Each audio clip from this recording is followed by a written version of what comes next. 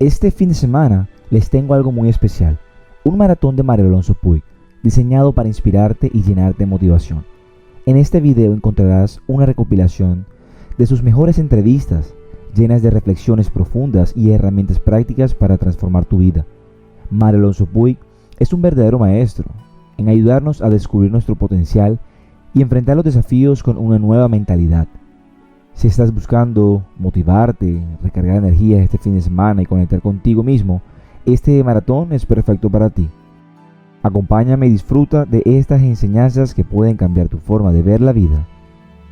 Escríbeme de qué ciudad y de qué país me escuchas y comencemos. Hoy tenemos el honor de compartir con ustedes una charla profundamente inspiradora de Mario Alonso Puig.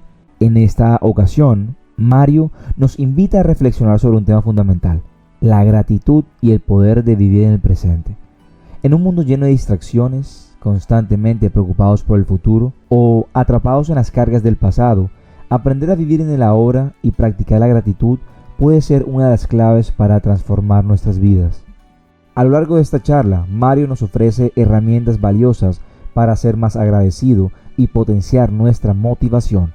Si estás buscando inspiración y maneras de mejorar tu bienestar emocional y mental, quédate con nosotros y disfruta de esta reflexión. De ti, ¿tú cómo te presentarías? Yo me presentaría fundamentalmente como un buscador. Un buscador que primero siguió la vía de la medicina para reducir el sufrimiento humano. Luego se dio cuenta de que el sufrimiento humano tenía distintas dimensiones. Estaba la dimensión física, lo que es la enfermedad y lo que es pasar por esa situación tan complicada. Me di cuenta que había dimensiones más profundas, que había personas que las operabas, yo soy cirujano general y hepatodigestivo, superaban su enfermedad y luego volvían a una situación de tristeza, de desesperanza, es decir, después del susto se volvían a patrones previos, ¿no? Entonces empecé a ver que la conversación tenía un impacto curioso en estas personas, como que les aliviaba de una carga más profunda que la física. Siempre me interesó no solo la dimensión física, sino también la dimensión mental y espiritual de la persona. Y eso de alguna manera me llevó a dar ese salto para intentar despertar lo que yo llamo el potencial dormido, ¿no? La verdadera versión, la verdadera esencia de la persona. Todo esto es el resultado de una búsqueda de cómo podemos las personas sufrir menos y ser más felices. ¿De dónde parte nuestro sufrimiento? ¿Qué es la felicidad? Junto a mi búsqueda científica y técnica de cómo podía aplicar los conocimientos de la medicina moderna para resolver o ayudar a resolver enfermedades, surgió esa inquietud profunda de cómo a través de la palabra se podía llegar a movilizar esos recursos que ya habían descrito hace 2500 años los médicos griegos con un abordaje que ellos llamaban el arte médico. Entonces me interesaba mucho cómo unir la parte científica y técnica con la parte más del arte, de la comunicación, ¿no? Y esta inquietud, sumado a lo que me decían mis enfermos de cómo les impactaba, pues fue lo que de alguna manera me llevó a dar el siguiente salto hace 20 y tantos años, que fue dejar la cirugía para seguir investigando en este campo, publicando y, en fin, hablando de estos temas, como ahora contigo. Eres cirujano, eres conferenciante y luego hay una cosa que pones que es estudioso, por decirlo de alguna manera, de la inteligencia, ¿no? Sí. Y a mí me impresiona cómo se estudia la inteligencia. Ese interés por saber en qué consistía la inteligencia, pues al cabo de los años no solo me llevó a estudiar el tema, sino irme con el profesor Howard Gardner y David Perkins, que son pioneros en el mundo en el estudio de las inteligencias, y entender que todos somos inteligentes, que no hay ninguna persona que no sea inteligente, que hay distintos tipos de inteligencia. Entonces, yo no tengo una inteligencia lógico-matemática, pero tengo otros tipos de inteligencia. Emocional. Entonces, cuando tú entras en ese tipo de inteligencia, tú fluyes. ¿Cuál es el valor más importante que deberíamos, no sé si se trabajan los valores o no se trabajan, y cuáles son los que crees que están más asentados en la sociedad y los que más nos hacen falta? Para mí el valor supremo solo es uno, el amor. El amor, porque el amor es una fuerza absolutamente descomunal. ¿Por qué no vemos esa fuerza en acción? Porque el amor que muchas veces nosotros tenemos es un puro trueque. Yo te quiero si tú eres como quiero que seas. Y voy a jugar con ese amor, a lo mejor no de una forma explícita, pero sí implícita en la forma en la que te miro, en algún gesto, etc.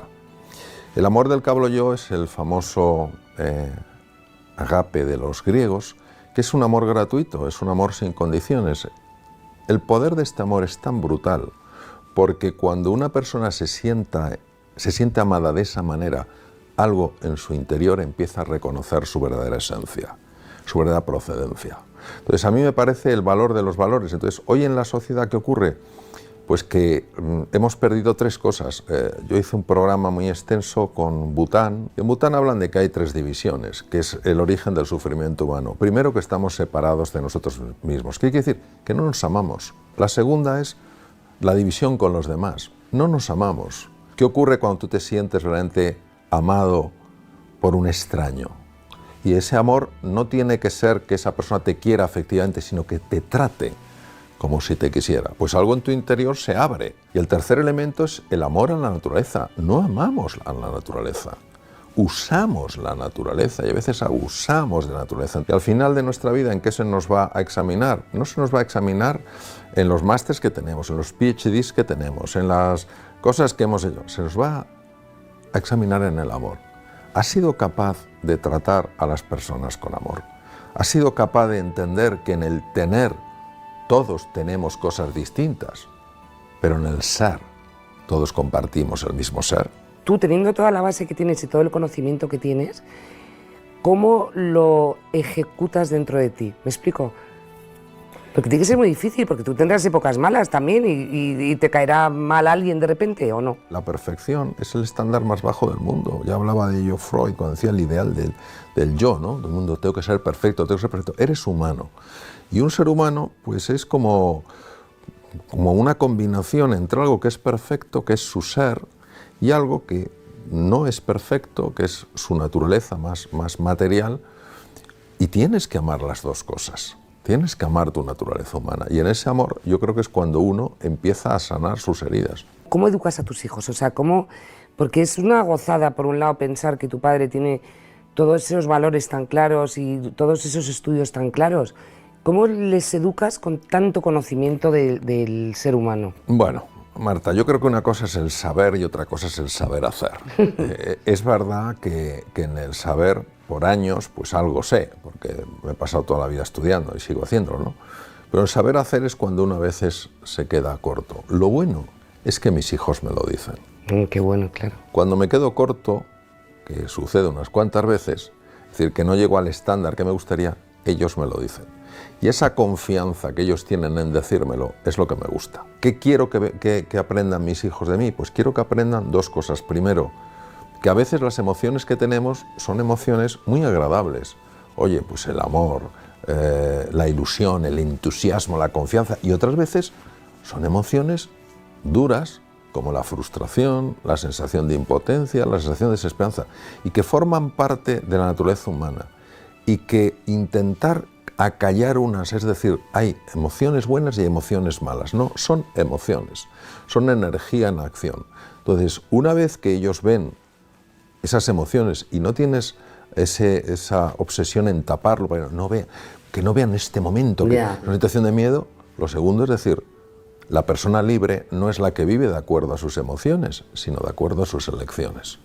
A pesar de que tengo miedo, voy a hacer esto. Ayer me enteré que existía en 2 países, me parece, o 3, el Ministerio de la Soledad. ¿Qué es eso del Ministerio de la Soledad? ¿Cómo puede llegar un país a tener un Ministerio de la Soledad? Es que me parece durísimo. Y la soledad puede ser muy confusa, porque puedes tener una persona que esté rodeada por un montón de personas y sentirse profundamente sola.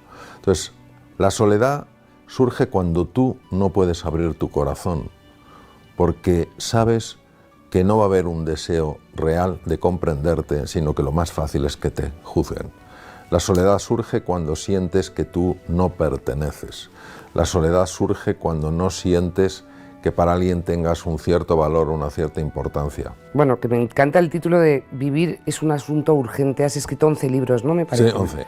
Bueno, pues a mí, no sé si yo he interpretado mal el título, pero a mí lo de vivir es un asunto urgente me encanta porque yo quiero vivir desde que me levanto hasta que me acuesto todo intensamente y a lo bestia. Y de repente veo pues, que se muere la hermana de un amigo mío de un infarto.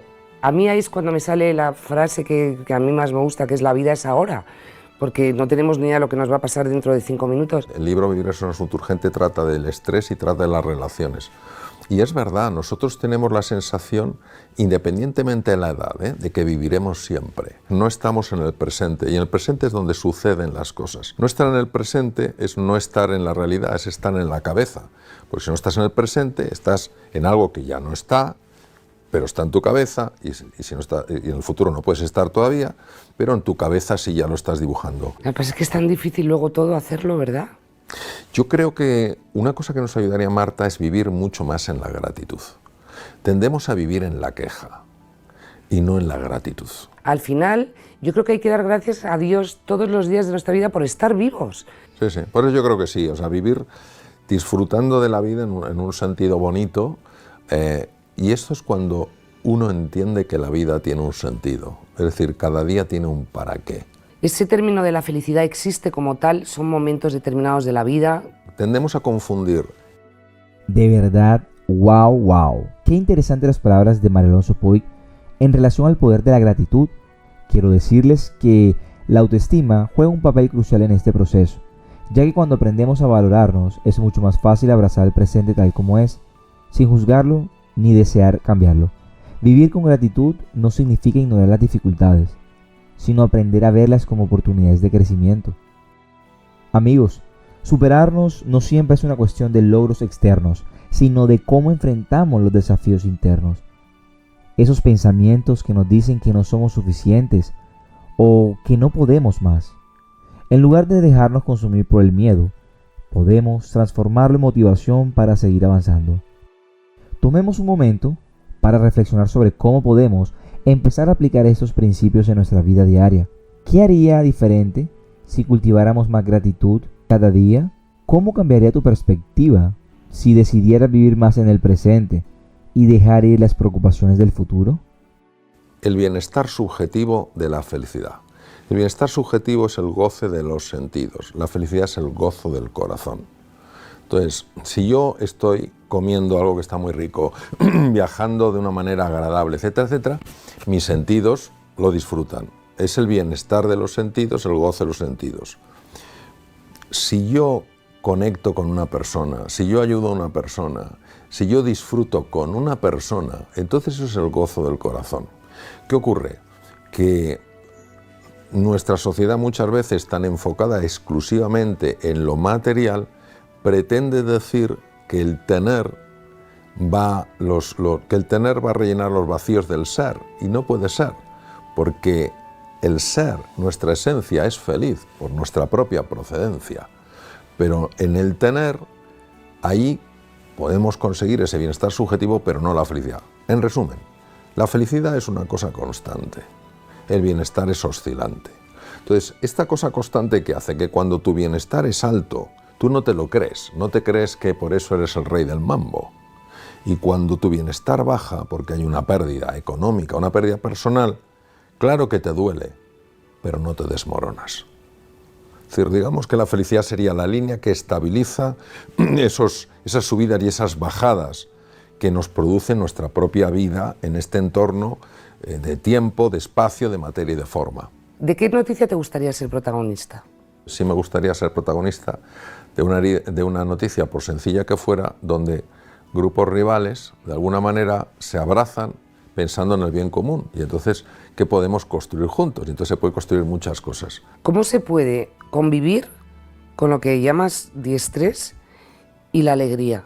Son incompatibles el distrés y la alegría. El distrés es esto que nos agobia, esto que nos consume, y acaba, obviamente, como él demostró clarísimamente, acaba en enfermedad, acaba en depresión, acaba, etc. Entonces, el distrés no es compatible con la alegría, ni siquiera es compatible con la salud, no es compatible con la relación humana. Es muy difícil experimentar alegría si tú simultáneamente estás proyectando en el futuro un problema y tu incapacidad para resolverlo.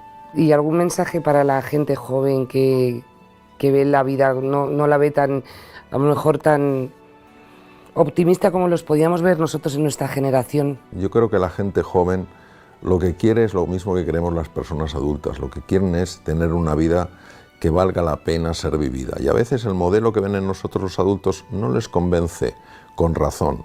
Entonces, bueno, yo creo que en la juventud tenemos que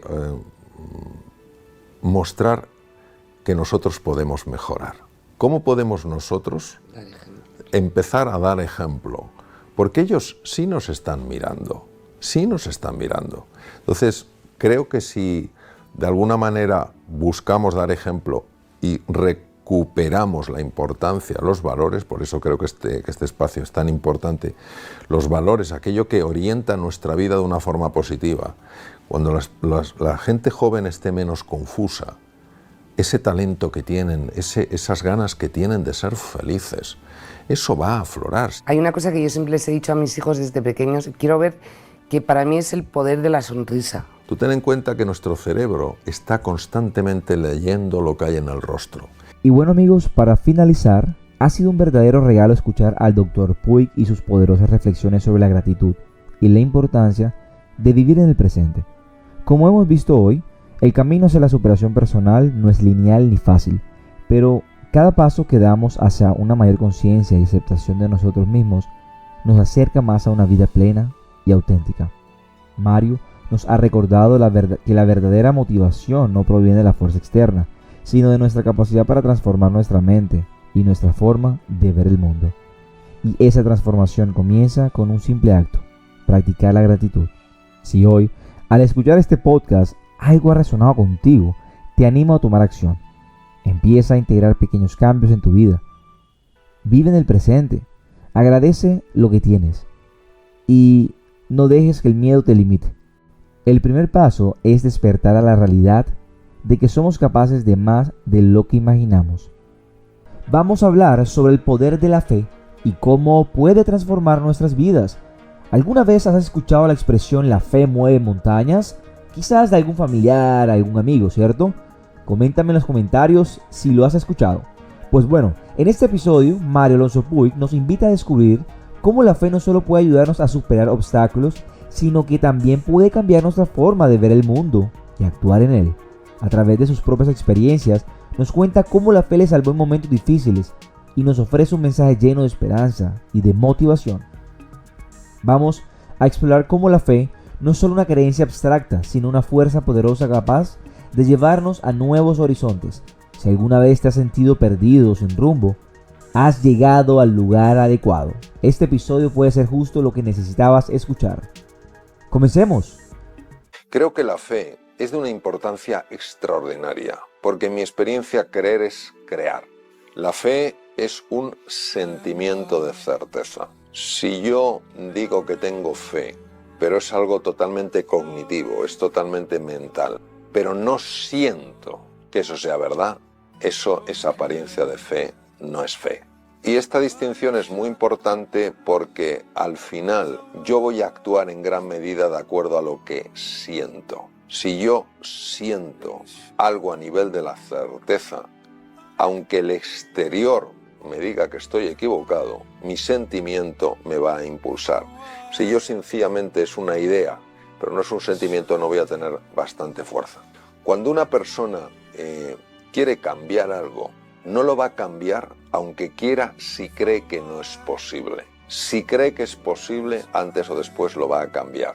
¿Qué ocurre? Que muchas personas dicen que tienen fe y no tienen fe. Jesús hablaba de que si tuviéramos la fe de un granito de mostaza, yo tenía un granito de mostaza en la palma de mi mano y es una cosa diminuta, entonces seríamos capaces de mover montañas. Yo francamente pienso que lo que él dijo es absolutamente así. Entonces, mucha gente quiere creer, son muy pocos los que creen de verdad. Entonces, eso es lo que diría respecto a la fe, es un sentimiento de certeza. Claro, si yo tengo ese sentimiento de certeza y digo, no, pero todavía no está sucediendo, quiere decir que no tengo ese sentimiento de certeza. El sentimiento de certeza es que antes o después sé que va a suceder. La esperanza yo creo que hay que entenderla de una manera útil. La esperanza no quiere decir que uno hipoteque el presente en base al futuro. La esperanza para mí es el convencimiento de que tenemos que vivir hoy plenamente y aún así saber que lo mejor está por llegar. Hay que tener ojo de no decir estoy fatal pero en el futuro estaré bien. No. ¿Cómo puedo sacar lo mejor de hoy? Convencido de que lo mejor aún está por llegar. Entonces yo creo que eso tiene una enorme importancia, y de hecho psiquiatras de la talla de Viktor Frankl decía que una de las maneras más terribles de dañar a una persona es hacerla creer que no tenía futuro. Entonces ese futuro ilusionante, ese futuro lleno de posibilidades, para mí eso es la esperanza. Y repito, no es que me olvide del presente porque pongo toda mi fe en el futuro, sino precisamente pongo mi fe en el presente porque sé que esa fe en el presente me va a ayudar a crear un gran futuro. La búsqueda interior normalmente se produce cuando algo nos saca de nuestra zona de confort, cuando algo nos saca de nuestro mundo conocido y nos sumerge en otro mundo. Entonces buscamos respuestas que no las podemos encontrar en nuestra zona de confort. A veces han sido, pérdidas familiares, otras veces han sido sencillamente el desconcierto ante situaciones que no tenían sentido, intentar comprender en mayor profundidad algo que para mí era muy relevante, como puede ser la quietud mental, porque la quietud mental es tan necesaria en el ser humano, entender la raíz de los conflictos, por qué con tanta frecuencia nos enfrentamos, por qué a veces vivimos mucho más fijándonos en lo que no tenemos que en lo que tenemos. Entonces, esa búsqueda constante de respuestas a preguntas que me hacía, de alguna manera me ha ido llevando a reflexionar en todo lo que tiene que ver con el funcionamiento de la mente, con la manera en la que percibimos la realidad, nuestros procesos de razonamiento, la manera en la que utilizamos el lenguaje, de qué manera bloqueamos o afloramos los talentos. Y ha sido algo como muy natural, es decir, no es que haya llegado de repente a un callejón sin salida en mi vida y haya dicho, pues voy a buscar en un sitio radicalmente diferente. Es que he ido, dando trompicones en distintos momentos de mi vida y he estado buscando caminos que tuvieran más sentido y que me permitieran entender lo que en un momento determinado no entendía. Yo creo que el mayor éxito es ser feliz. Y ser feliz no necesariamente implica lo que el mundo considera que es tener éxito. Hay personas que de cara al mundo tienen un enorme éxito porque han alcanzado gran poder, fama y fortuna, y por dentro se sienten vacíos. Hay personas que ante el mundo pasan desapercibidos y que son un ejemplo de felicidad, son un ejemplo de lo que es estar a gusto en la propia piel y estar a gusto con la vida, ¿no? Pues yo creo que el gran éxito es ser feliz. Y el ser feliz no implica el tener muchas cosas, sino el saber reconocer la cantidad de cosas que hay por las que vale la pena vivir, ¿no? Y por eso suelo decir que el éxito muchas veces tiene que ver con el tener, con el goce de los sentidos, como lo percibe el mundo. La felicidad tiene que ver con el ser, con el gozo del corazón, ¿no? Y para mí la felicidad está totalmente alineada con la capacidad que tiene una persona de amarse a sí misma, de amar a los demás, de amar la vida. Y la infelicidad tiene que ver en gran medida con el nivel de miedo que una persona experimenta en su vida. Yo creo que estamos en un punto de inflexión. Es decir, si uno mira hacia algunos lugares ve una enorme oscuridad, ve conflictos bélicos, ve sufrimiento, pero si mira en otra dirección ve una profunda necesidad de despertar. Pues yo creo que estamos ante una situación de despertar de la consciencia. A veces, para que empiece a amanecer, hay que entrar con mucha profundidad en la oscuridad de la noche, ¿no? Decía el gran poeta libanés Khalil Gibran, en todo invierno que soporta el corazón hay una primavera a punto de despertar y detrás de la noche más oscura está la promesa de un precioso amanecer, ¿no? Pues yo creo que estamos ante la posibilidad de un nuevo amanecer. Lo que pasa es que todavía en gran medida estamos padeciendo la oscuridad de la noche. Es muy difícil separar de forma precisa lo que es puramente físico de lo que es puramente mental, porque son dos realidades que no se pueden separar, se pueden distinguir. Todo lo físico tiene una dimensión mental y todo lo mental tiene una dimensión física. Es decir, cuando una persona cuida lo que come, hace ejercicio físico, descansa de una forma adecuada, está mucho más equilibrada que si es sedentaria, que si come comida basura o si no duerme las horas suficientes. Cuando una persona tiene pensamientos positivos, cuando se enfoca en las cosas buenas de la vida, cuando utiliza un lenguaje constructivo en lugar de destructivo, es una persona que físicamente está mejor. Cuando una persona tiene un propósito en la vida, normalmente tiene un mejor estado de ánimo y su cuerpo reacciona mejor. Entonces, yo no creo que es lo uno o lo otro, es lo uno y lo otro. Hay que cuidar la dimensión física, la dimensión mental y la dimensión anímica o espiritual de una persona. Bueno amigos, como primer comentario quiero decirles que la forma en que Mario Alonso Puig explica cómo la fe puede cambiar nuestra vida me hace reflexionar profundamente. No solo se trata de creer en algo, sino de tener la capacidad de confiar en nosotros mismos y en el camino que tenemos por delante. A veces en la vida no vamos a ver absolutamente nada, vamos a ver oscuridad, pero la fe y la visión es lo que nos va a mantener anclados al momento presente, pero con esa esperanza, con esa visión de largo plazo de que vamos a lograr eso que queremos, o que nuestro familiar se recupere de esa enfermedad. Y así hay muchos más ejemplos. Aunque sea de una forma sencilla, pequeños cambios en cualquiera de las tres dimensiones tienen un gran impacto en la forma de vivir de una persona. Para mí ha sido darme cuenta de que lo que sucede dentro de nosotros tiene un impacto directo en lo que sucede fuera de nosotros. O sea, yo durante mucho tiempo viví pensando que mis condiciones internas no tenían un impacto en el mundo exterior. Es más, que el mundo exterior era lo que determinaba mis condiciones internas. Si las cosas me iban bien, yo estaba contento. Si no me iban bien, yo estaba descontento, estaba insatisfecho. Hasta que empecé a darme cuenta de que era justo al contrario, de que son mis condiciones internas las que están impactando a la hora de que me sucedan unas cosas u otras. Esto tuvo un enorme impacto cuando empecé a caer en la cuenta de ello. Tuvo un enorme impacto en mí porque me ayudó a darme cuenta de lo poderosos que somos los seres humanos. Entonces, muchas veces nos vemos como efecto de las cosas que nos suceden, pero no nos vemos como causa, porque sucede a nivel inconsciente. Entonces, cuando uno dice ¿de qué quiero ser yo causa?, pues entonces empiezan a cambiarte los efectos y empiezas a tomar una responsabilidad sobre tu vida que no la tomas si simplemente crees que todo depende de lo que pase fuera, con lo cual no tienes apenas control sobre ello. Cuando te das cuenta, como decía tan magníficamente Albert Einstein, que la separación que vemos entre el mundo interior y el mundo exterior es una pura alucinación de la mente, en ese momento es un motivo de gran ilusión y de gran esperanza. Yo creo que la juventud hoy en día no solamente está desorientada, sino que está desanimada. Necesitan encontrar esos valores que verdaderamente guíen su camino. Necesitan creer que aunque sean jóvenes, tienen la capacidad de tomar las riendas de su futuro.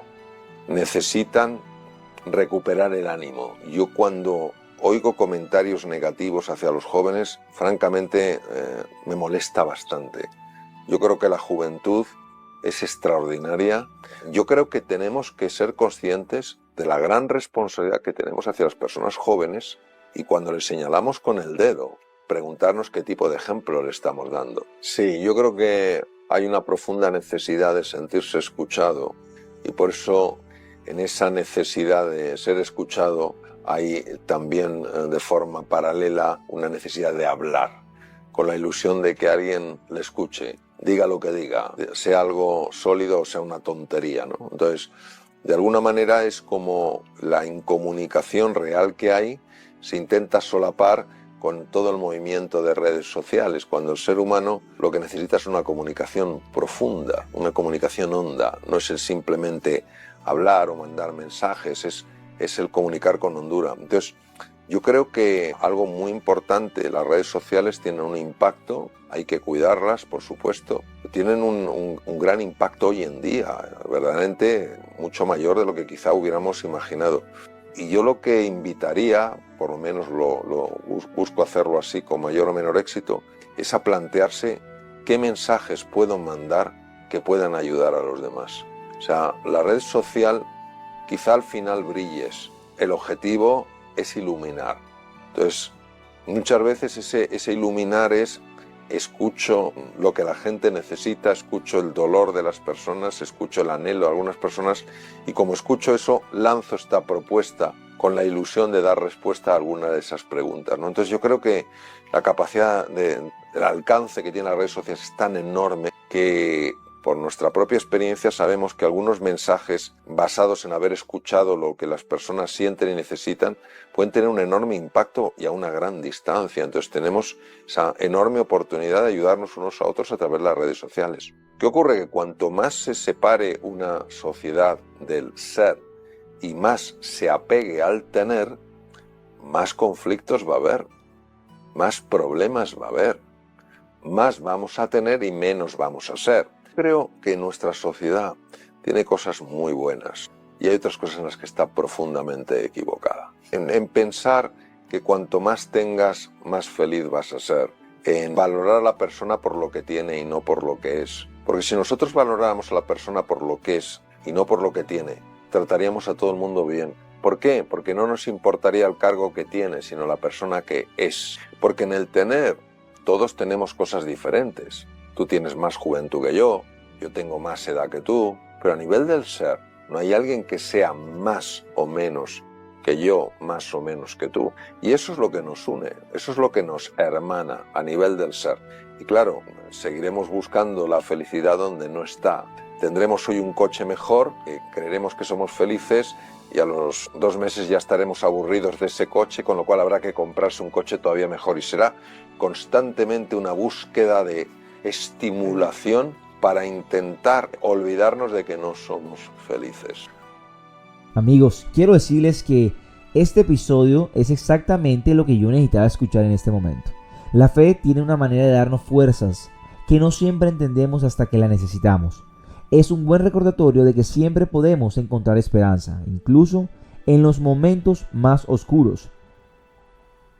Recientemente estoy fortaleciendo mi espiritualidad, leyendo la Biblia, asistiendo a la iglesia, y me ha gustado este episodio porque tiene que ver con lo que he venido aprendiendo sobre la fe.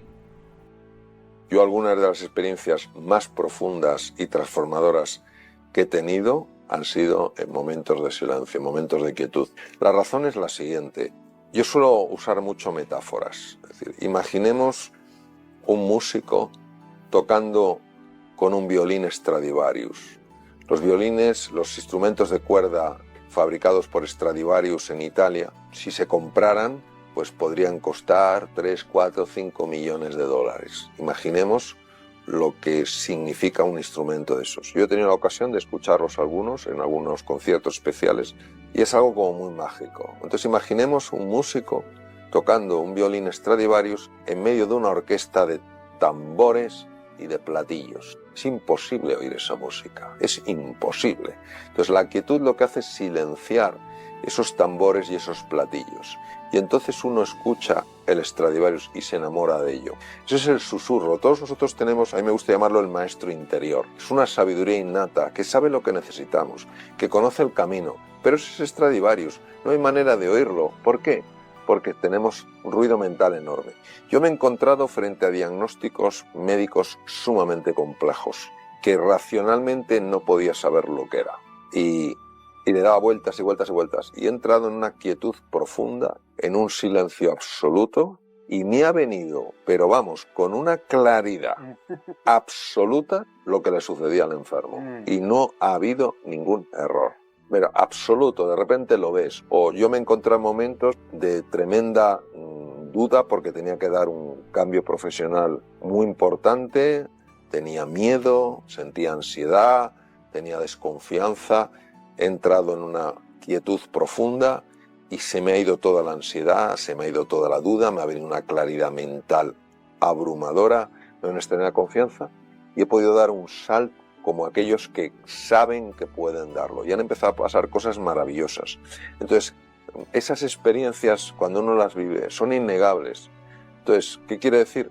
Que nos hemos acostumbrado al ruido mental, cuando el ruido mental no es lo natural, es lo artificial. Es como si, bueno, yo recuerdo, poniendo otro ejemplo, mi madre fue desarrollando a lo largo de los años unas cataratas y ella no se dio cuenta porque era progresivo. Pero llegó un momento en que realmente empezó a afectarla la visión. Entonces me dijo, hijo, tal cual. Entonces la llevo al oftalmólogo, que era un muy buen amigo mío, compañero de colegio, magnífico oftalmólogo, y dice, Mario, son unas cataratas, hay que quitarle la catarata, hay que poner una lente multifocal. Le digo, va, fabuloso. Dijo que se traiga unas gafas, porque claro, va a tener más luminosidad. Yo recuerdo que se trajo las gafas, salimos del hospital, porque se hizo con anestesia local, y de repente mi madre dijo, madre mía, qué de colores hay. Se había acostumbrado a ver un mundo sin colores, pero como era progresivo, ya no lo echaba de menos. Y cuando de repente empieza a ver colores, dice, pero qué colores tan bonitos. Eso es lo que nos pasa. Nos hemos acostumbrado a ese ruido mental, a esa catarata mental, y al final creemos que el mundo es así. Y cuando ese ruido mental lo quitamos, esa catarata la quitamos, de repente vemos un mundo mucho más atractivo, mucho más inspirador. Bueno, desde mi punto de vista se debe a dos razones. La primera, la deshumanización de la sociedad. Hay una enorme deshumanización. No nos hablamos en general con cariño, con ternura, con amabilidad. Y por otro lado, el olvido de la dimensión espiritual. La dimensión espiritual, que no tiene por qué ser religiosa, es abrirse a los demás, es abrirse a la naturaleza, es abrirse a todo aquello que no entendemos y a ver el universo no como algo caótico, no como algo azaroso, sino como algo con profundo sentido, ¿no? Yo creo que en cuanto ocuparemos un poco el sentido humanista de la vida, nos ocupemos un poco más de reducir la carga que llevan otros sobre sus hombros y tengamos una visión un poco más espiritual, es decir, menos aferrados al tener y un poquito más abiertos al ser, montones de problemas desaparecerían, absolutamente, o sea, sería algo extraordinario. Entonces, eso es lo que pasa, que en cuanto quitamos esos dos ingredientes, que es el propósito y el componente humanista, entonces no sale lo mejor del ser humano. Bueno amigos, con esto llegamos al final de este episodio. Espero que las palabras del Dr. Puig te hayan inspirado tanto como a mí. Recuerda que la fe no solo mueve montañas, sino que nos da el coraje de seguir adelante cuando todo parece imposible. Estás aquí, eres un fanático del Dr. Mario Alonso Puig como lo soy yo. Gracias porque estás aquí conmigo. Hoy quiero hablarte de un tema profundamente transformador, el poder curativo del amor. El Dr. Puig, reconocido médico, nos enseña que el amor no es solo una emoción, sino una fuerza capaz de sanar y transformar nuestra vida de maneras que quizás nunca imaginamos. En un mundo donde el estrés, la ansiedad y las presiones diarias nos consumen, el amor se convierte en un refugio, en un motor que impulsa nuestro bienestar físico, mental y emocional. Según el Dr. Mario Alonso Puig, cuando vivimos desde el amor, generamos un impacto positivo en nuestro cuerpo, fortalecemos nuestro sistema inmunológico, reducimos el estrés y potenciamos nuestra capacidad para enfrentar los desafíos de la vida con resiliencia. Pero el amor del que hablamos no se limita a las relaciones con los demás. También se trata de cultivar amor propio, de aprender a tratarnos con compasión, de reconocer nuestro valor y de cuidar nuestra salud emocional. Es una invitación a cambiar nuestra manera de pensar y sentir para crear una realidad más plena y armoniosa. Comencemos con este maravilloso podcast. Porque tengo la oportunidad de seguir charlando y aprendiendo con el Dr. Mario Alonso Puig. Bienvenido, Mario. Muchas gracias, Carmen. En el anterior vídeo hablamos de la aventura y de cómo introducirnos en el camino del despertar. ¿Qué te parece si hoy nos acercamos al poder curativo del amor, que es uno de mis temas apasionantes? Me parece maravilloso, me parece maravilloso. Pues si te parece, explícanos un poco de verdad si el amor cura y qué cura. Mira, la primera aproximación que tuve yo con esta forma de amor fue leyendo un libro. Me habían admitido ya en la Facultad de Medicina, tenía 17 años, y fue un libro sobre historia de medicina, donde describía que los médicos griegos de la escuela de Epidauro, fundada por el gran Hipócrates de Cos, habían descubierto que con la relación, con el afecto, con la comunicación se podía curar. Conforme fui formándome como médico, empecé a observar el impacto que tenían las conversaciones en la expresión de los enfermos. En aquella época tampoco había mucha gente que estudiara la relación entre la conversación, la comunicación, el afecto y la fisiología o más concretamente la enfermedad. pero tuve la fortuna de encontrarme un artículo en una revista norteamericana, un artículo ahí perdido, que hablaba de una nueva ciencia que se llama la psiconeuroendocrinoinmunología, es decir, cómo el pensamiento a través del sistema endocrino afectaba al sistema inmune, que obviamente es el que nos tiene que proteger de las enfermedades, como muy bien sabes tú, y que a veces el propio sistema inmune causa enfermedades como son las enfermedades autoinmunes. Y poco a poco todo esto se fue convirtiendo en una línea de investigación para entender de qué forma algo de lo que hemos hablado en la historia de la humanidad a todas horas, en los escritos, en las canciones, en todo, podía tener tal poder. Y hemos visto ya a lo largo de los años que el encuentro entre los seres humanos es curativo, que lo más importante en psicoterapia es la conexión entre el psicoterapeuta y su paciente, que la relación que un médico establece con su enfermo tiene un impacto directo incluso a nivel genético. Es decir, hoy es incuestionable que el amor es capaz de transformar muchísimas de las dolencias, por no decir todas las grandes dolencias que el ser humano atraviesa. Hoy sabemos, por ejemplo, que una persona que ha tenido un infarto cerebral y que está rodeado de personas queridas, que no necesariamente tienen por qué ser sus familiares, pueden ser el personal de la UBI, esas personas tienen menor incidencia de infecciones. Es decir, de alguna manera la microglía, que es el sistema inmune en el cerebro, funciona devorando esas bacterias que enseguida intentan aprovecharse del tejido destruido, ¿no? Entonces hoy es tan aplastante, por decir una manera, la documentación que hay sobre el poder curativo del amor, que no sé cómo no lo ponemos en el lugar que le corresponde. Sí, tú afirmas que el amor es la asignatura más importante del ser humano. ¿Y dónde nos recomiendas que vayamos a estudiar esa asignatura? La asignatura del amor se aprende en tu relación con los demás. Es decir, cómo tratas a los demás. Yo suelo decir que el trato es tan importante como el tratamiento, y tú también obviamente lo dices maravillosamente, ¿no? El amor es la gran medicina, ¿no? Entonces, tratando bien a las personas, pero tratándolas bien a todas, no solo aquellas que te pueden ayudar para conseguir tus objetivos, sino sencillamente aquellas personas a las cuales dejas de verlas como distantes. Son distintas, obviamente, pero no tienes por qué verlas como distantes, las ves como cercanas. El amor se aprende ejercitándolo. El amor no se aprende sencillamente dándole vueltas, sino ejercitándolo. También el amor se aprende utilizando la visualización.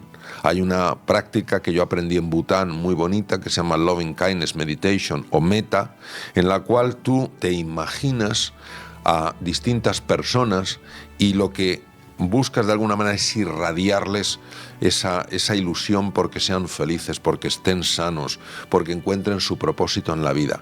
Y esto se ha visto, lo descubrió un maestro mío, el profesor Richard Davidson, se ha visto que tiene la capacidad de reducir el miedo y la ira en el ser humano, lo cual me parece absolutamente maravilloso. El amor no es solo una emoción pasajera, es una energía poderosa que tiene el potencial de impactar tanto nuestras emociones como nuestro cuerpo físico. Cuando hablamos del amor como una herramienta para sanar, no nos referimos únicamente al amor que damos o recibimos en nuestras relaciones personales. También incluye el amor hacia nosotros mismos, un aspecto que muchas veces pasamos por alto en medio de nuestras ocupaciones y preocupaciones diarias. El amor propio es fundamental, ya que establece la base para cómo nos relacionamos con los demás y con el mundo que nos rodea. Piensa en esto. ¿Qué pasaría si hoy decides amarte más, cuidar tus pensamientos y tratarte con compasión? ¿Qué impacto tendría el amor, tanto hacia ti mismo como hacia los demás, en tu bienestar y en tu vida diaria? Recuerda que el amor empieza contigo y desde allí puede expandirse y tocar todo a tu alrededor. El Dr. Puig señala que nuestras emociones están profundamente conectadas con nuestra salud física. Estudios científicos han demostrado que emociones como el amor, la gratitud y la compasión pueden reducir los niveles de estrés, equilibrar nuestras hormonas y fortalecer nuestro sistema inmunológico. El miedo, la ira o el resentimiento tienden a debilitar nuestro organismo y afectar nuestra capacidad de afrontar los retos de la vida. Fíjate que de forma intuitiva, hace muchos años, cuando yo tenía que trasladar a los pacientes que acababan de sufrir un infarto, yo los sacaba del hospital porque había que llevarlos al hospital de referencia, donde enseguida se le hacía una micro... O sea, se abría la vena recién cerrada, la arteria recién cerrada. Y de forma intuitiva, yo los sacaba de la UBI y íbamos por un ascensor de estos especiales que solamente tienen llave para los pacientes críticos, muy pequeño, muy estrechito. Y en la puerta de la UCI, cuando íbamos, siempre estaban los familiares, con la angustia, con la incertidumbre de qué iba a pasar con el paciente. Y yo les decía, vamos todos juntos en el ascensor. El ascensor, como te decía, con una llave que solo tenía el celador, la llave. Y me decía el celador, no hay sitio para todos. Yo decía, bueno, pues nos ponemos más juntos, nos apretamos, poquito, pero claro, vamos todos juntos. Claro sí. Y yo le animaba a la esposa o a la hija o al hermano a darles un abrazo y que vinieran con nosotros hasta la UBI móvil. Y yo lo hacía de forma instintiva porque me parecía que eso era una dosis extra que estaba convencida de que iba a facilitar el traslado a una hora que teníamos el hospital de referencia. Y leyendo tu libro quiero recordar el de Date un respiro, en el que explicas de forma magistral cómo los actos de amor reales, el abrazo, la sonrisa, el estoy aquí para cuidarte, todo va a ir bien, cómo se demostró que disminuían la zona de necrosis del infarto. A mí me parecía asombroso eso. Sobre todo lo que ha sido muy llamativo es observar que cuando una persona es dada de alta del hospital y va a su casa, si esa persona no está rodeada por personas que la quieren, familiares, amigos, es decir, si es una persona que vive en una soledad no elegida, si tampoco tiene una mascota, las mascotas pueden dar mucho cariño, la posibilidad de reinfartarse puede multiplicarse hasta 6 veces. Es decir, no cabe duda de que esas arterias coronarias, no cabe duda de que ese músculo cardíaco es sensible al amor. Fíjate qué cosa más impresionante, y eso lo sabes muy bien tú como médico de urgencias. Cuando una persona está estresada, aumenta la posibilidad de generar coágulos. Porque la sangre, para que nos entiendan nuestros amigos en el otro lado de la pantalla, la sangre se hace más espesa, aumenta la cantidad de fibrinógeno, se forman más fácilmente coágulos. El amor, el cariño, la oxitocina, corta el eje del estrés crónico, es decir, favorece que esa sangre sea una sangre más fluida. Por otra parte, sabemos perfectamente que el estrés crónico, incluso estrés agudo, puede producir espasmos coronarios.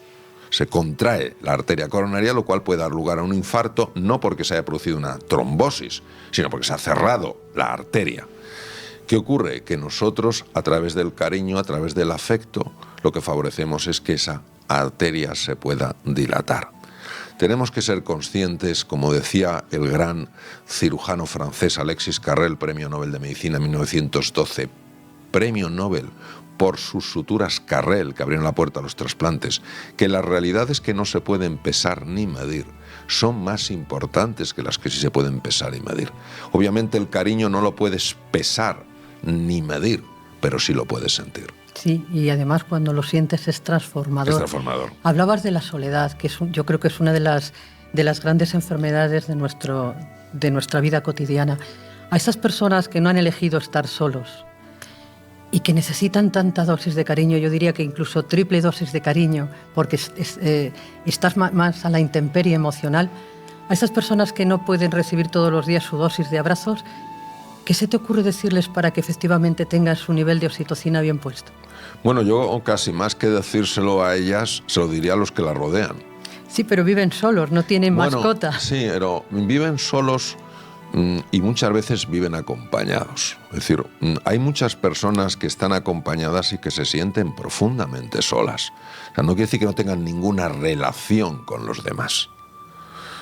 Sabiendo que ha habido sonrisas que han evitado suicidios, sí es importante que aunque una persona esté sola, cuando salga a la calle y a lo mejor vaya a comprarse una lata de algo o unas manzanas o lo que sea, la persona que está atendiendo a ese otro ser humano que también necesita afecto, la trate con cordialidad, la trate con afecto, la trate con una sonrisa, porque no sabemos el impacto que puede tener en la otra persona. Entonces ya no estamos hablando de una solución individual, tú estás solo, estás sola en la vida, ¿qué haces? Sino una solución global.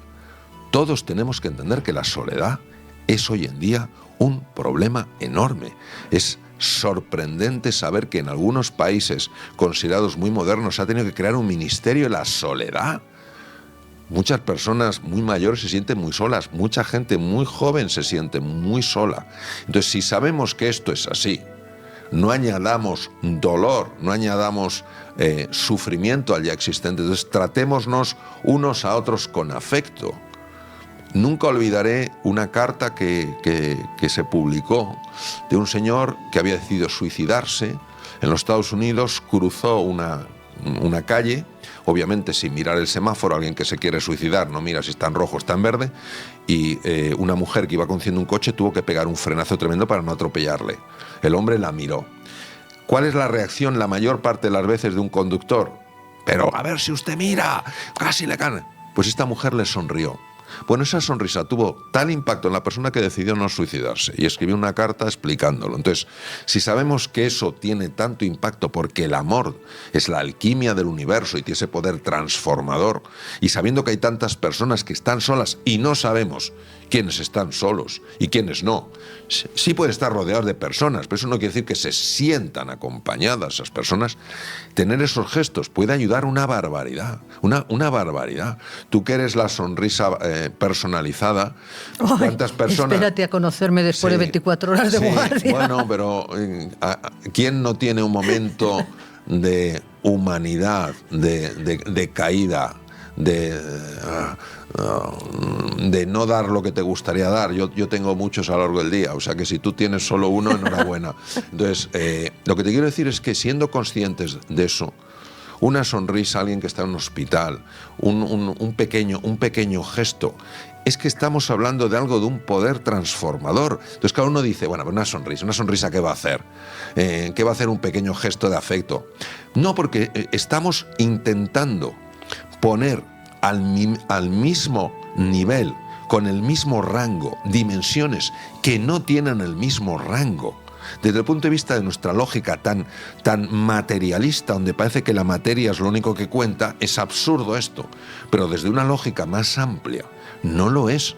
Mira, cuando el catedrático de psiquiatría de la Universidad de Pittsburgh empezó a recomendar en pacientes posinfarto, muy deprimidos y que iban a ser dados de alta, y que sabía que estaban solos, que se compraran una mascota, residentes de cardiología que estaban haciendo la especialidad empezaron a escribir notas mofándose del catedrático de que qué tonterías decía que había que comprarse una mascota. Ellos solo veían la dimensión física, el infarto, pero este catedrático veía más allá y empezó a poner en las historias clínicas artículos donde se mostraba claramente el impacto de tener una mascota en la vida de una persona que se sentía sola. Y a partir de ese momento los residentes se tuvieron que callar y aprender. Entonces, lo que te quiero decir es que no pongamos en el mismo rango algo que tiene un valor superior, como es el amor, como es la ternura, como es el abrazo sincero, como es el interés por los demás.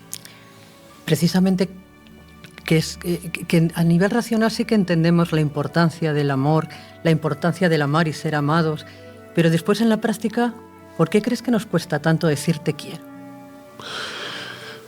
Bueno, nosotros estamos muy atrapados por el miedo. Es decir, primero, si digo te quiero, no sé si la otra persona va a saber apreciar o entender lo que le quiero decir. Si me dice que también me quiere, imaginemos que es una dimensión romántica, entonces voy a tener miedo a que ese cariño desaparezca. Y si desaparece, voy a entrar en la depresión, porque voy a lamentar que eso se haya acabado. Entonces, ese conjunto es el que evita muchas veces que podamos expresar ese amor. El enemigo natural del amor nunca ha sido el odio, siempre ha sido el miedo. Entonces, tú amas porque has decidido ser de esa manera y no esperas que los demás te lo devuelvan. A mí me pareció maravilloso cuando leí una metáfora del árbol. Dice, el árbol no se plantea cuando da oxígeno si el que está debajo se lo merece o no. El árbol no se plantea cuando está debajo alguien resguardándose en su sombra del caluroso sol si se lo merece o no. El árbol es así. Entonces, cuando uno descubre que estamos llamados a ser amor, entonces el miedo desaparece y ahí es cuando el amor tiene un poder transformador. Porque no hay nadie que pueda resistir esa forma de amor. ¿Cuántos años llevas practicando esta forma de amar en el sentido espiritual para integrarlo en la vida cotidiana de forma natural, para no tener que estar planteándote si eso que estás mostrando es interés, porque en realidad yo te digo te quiero porque estoy buscando algo a cambio, o el te quiero es con los brazos abiertos y con la mirada en el universo, sintiendo que esa emoción, que es que yo no sé si el amor es una emoción o es algo más, yo creo que es algo más. No sé qué ponerle de concepto al amor porque se me escapa, pero efectivamente es una energía transformadora. ¿Qué es lo que tiene que pasar dentro de nosotros para que la entendamos, para que nos iluminemos, para que digamos, ¡guau! Por fin comprendo que amar es lo mejor que puedo hacer. No tengo otra opción mejor para mí y para todos los seres humanos. Bueno, yo creo que el amor es el gran descubrimiento, es decir, es ver aquello que estaba cubierto, ver una realidad que estaba tapada. Y yo creo que uno va entendiendo la dimensión profunda y transformadora del amor cuando se siente amado de esa manera. Cuando uno se siente amado de esa manera, reconoce que hay una realidad que se nos escapa.